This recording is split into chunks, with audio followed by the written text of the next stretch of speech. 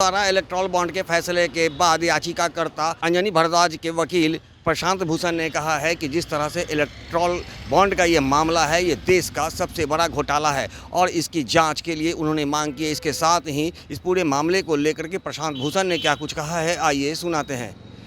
सिर्फ हिंदुस्तान का ही नहीं, ये विश्व का सबसे बड़ा घोटाला है। आज तक विश्व में इतना बड़ा घोटाला नहीं हुआ जितना इलेक्टोरल बॉन्ड के जरिए किया गया।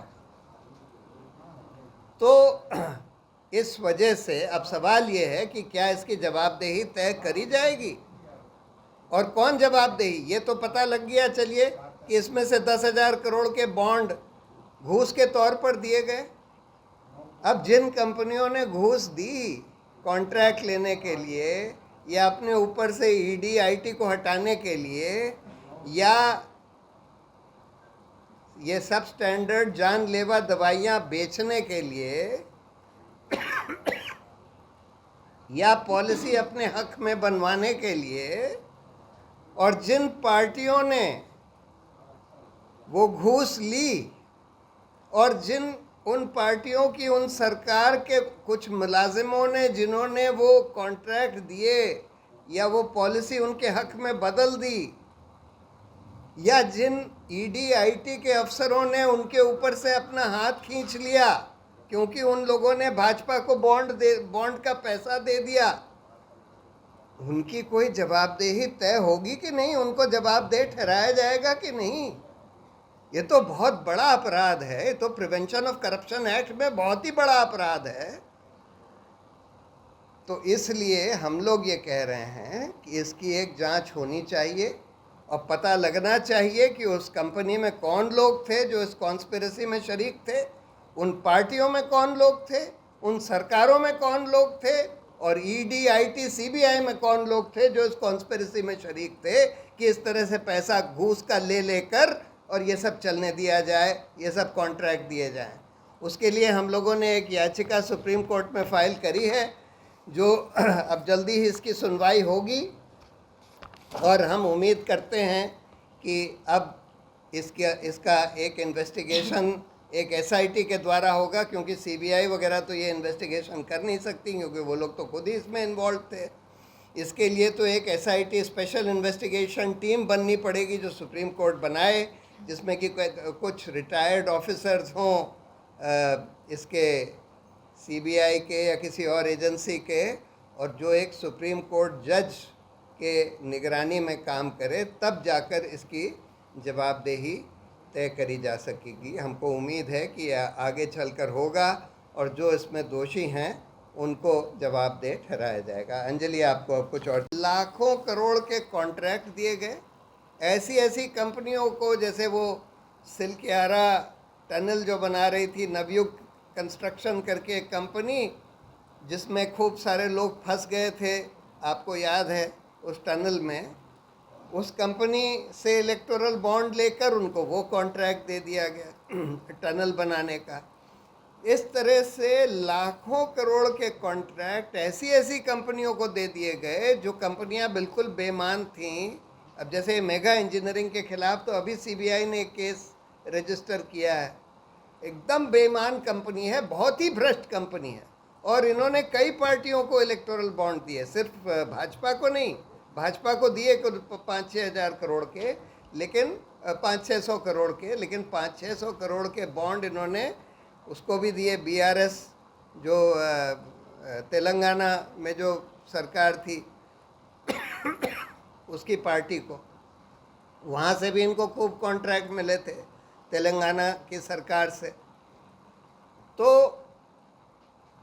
यानी कि इन 10,000 करोड़ के घूस के एवज में लाखों करोड़ के कॉन्ट्रैक्ट ऐसी कंपनियों को दिए गए जो बिल्कुल भ्रष्ट थी, जो वो काम कभी ख़त्म ही नहीं करेंगी या एकदम बेकार तरीके से वो काम करेंगी। उन कंपनियों से पैसा ले लेके इन्होंने लाखों करोड़ रुपए, उन कंपनियों का जो टैक्स ड्यू वगैरह था, टैक्स की जो चोरी करी थी उन लोगों ने या जो मनी लॉन्ड्रिंग करी थी, उसको छोड़ दिया। आसानी से ला सकते थे अगर इनका मकसद ये था कि इलेक्शंस में कैश ना यूज़ हो, तो वो आसानी से कानून बनाया जा सकता था सिर्फ एक अमेंडमेंट करते रिप्रेजेंटेशन ऑफ पीपल एक्ट में कि आगे से कोई पॉलिटिकल पार्टी कैश में पैसा नहीं लेगी, कैश में खर्चा नहीं करेगी और सब कुछ बैंक के ही थ्रू होगा। और अगर किसी को पकड़ लिया गया तो वो पार्टी को डिस्क्वालीफाई कर दिया जाएगा, उसका रजिस्ट्रेशन कैंसिल कर दिया जाएगा। ये कानून बना सकते थे, नहीं बनाया। अच्छा, हम लोगों ने इलेक्टोरल बॉन्ड को चैलेंज किया 3 आधार पर। पहला तो ये कि ये गुप्त दान जो है ये लोगों के सूचना के अधिकार के खिलाफ है। लोगों को ये जानने का अधिकार है कि कौन चंदा किस पॉलिटिकल पार्टी को दे रहा है, ये हमारा मौलिक अधिकार है, ये उसके खिलाफ है।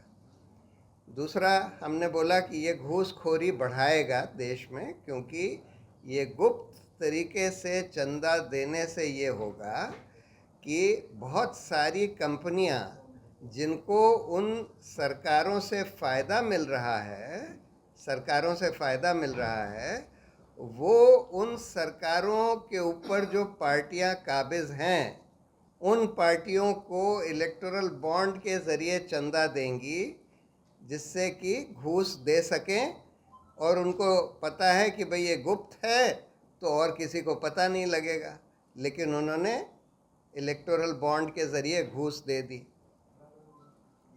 तीसरा, हमने ये बोला था कि भाई इससे लेवल प्लेइंग फील्ड जो है पॉलिटिकल पार्टियों के बीच में ये डिस्टर्ब हो जाएगा चुनाव में, क्योंकि जो पार्टियां सरकारों पे काबिज हैं, चाहे केंद्र सरकार चाहे राज्य सरकार, उन्हीं को ये चंदा मिलेगा, बाकी पार्टियों को नहीं मिलेगा।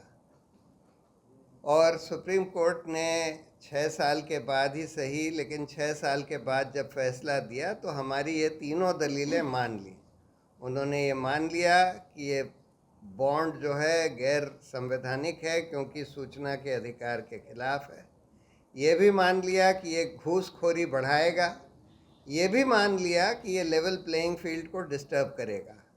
उन्होंने सिर्फ इलेक्टोरल बॉन्ड को ही नहीं रद्द किया, लेकिन एक और कानून बनाया गया था जो उसी के साथ साथ लाया गया था कि अब कंपनियां कितना भी पैसा पॉलिटिकल पार्टियों को डोनेट कर सकती हैं, क्योंकि उससे पहले कानून ये कहता था कि कोई कंपनी अपने एवरेज 3 साल के प्रॉफिट का 7.5% से ज़्यादा नहीं डोनेट कर सकती पॉलिटिकल पार्टियों को। लेकिन वो कानून हटा दिया गया था इलेक्टोरल बॉन्ड लाते समय, और ये कह दिया कि कोई भी कंपनी कितना भी पैसा दे सकती है, चाहे उसका प्रॉफिट हो ना हो, कुछ भी हो। उसको भी सुप्रीम कोर्ट ने रद्द कर दिया, इस संशोधन को।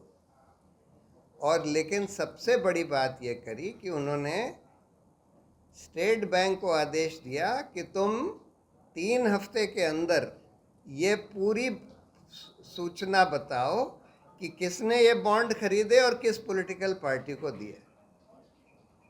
अब स्टेट बैंक ऑफ इंडिया ने उसके 3 हफ्ते बाद एक एप्लीकेशन फाइल करी कि भाई हमको 3.5 महीना और लगेगा ये पता लगाने में किसने बॉन्ड दिए किसको दिए, क्योंकि इसमें तो अलग अलग नंबर हैं, हमको नंबर मैच करने में 3.5 महीना लगेगा।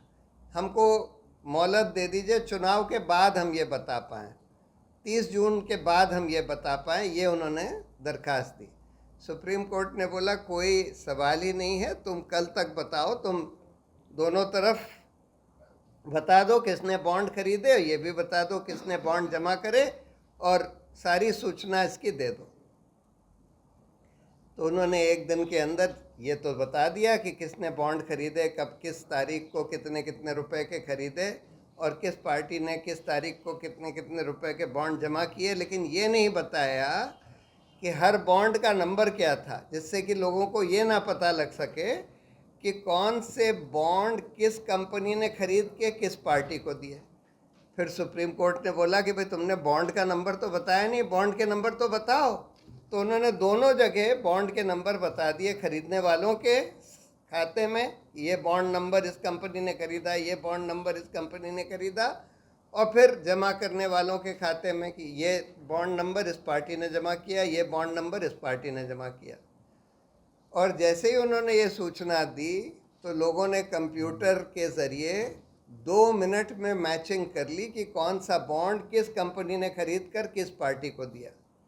और जब ये खुलासा हुआ कि किसने बॉन्ड खरीद कर किस पार्टी को दिया, तो कुछ खोजी पत्रकारों ने फटाफट ये पता लगा लिया कि जिन कंपनियों ने जिन पॉलिटिकल पार्टियों को ये बॉन्ड का पैसा दिया, उन कंपनियों को, उन पार्टियों के ऊपर काबिज जो सरकारें थीं या जिन सरकार के ऊपर ये पार्टियां काबिज थीं, इन सरकारों ने उन कंपनियों का क्या फ़ायदा कराया, और फ़ायदे कई कई तरीके से कराए गए। और जैसा कि आपने सुना कि प्रशांत भूषण ने कहा है कि निजी कंपनियों को फ़ायदा पहुंचाने के लिए केंद्र और राज्य की सरकार के द्वारा उन्हें इस तरह की सेवा प्रदान की गई ताकि वो देश में करप्शन को बढ़ा सके। जैसे दवा कंपनियां हैं, जो कि दवा कंपनियां काफ़ी हानिकारक दवाई बनाया करती थी, उसे भी इस बॉन्ड के मार्फत से लाइसेंस दिया गया और इसका फ़ायदा उस कंपनियों को हुआ है। तो इन तमाम मुद्दों को लेकर के SIT, CBI सहित तमाम जांच एजेंसियों पर भी सवाल खड़े किए हैं। इसके लिए प्रशांत भूषण ने सुप्रीम कोर्ट में एक याचिका दायर की है और उन्होंने सुप्रीम कोर्ट से यह फैसला देने का आग्रह किया है कि इस पूरे मामले की जांच सुप्रीम कोर्ट के न्यायाधीश के नेतृत्व में SIT का गठन कर किया जाए। अब देखना ये होगा कि इस गठन के बाद क्या कुछ निकल कर सामने आता है। दर्शन न्यूज़ के लिए ज्ञानेंद्र की रिपोर्ट।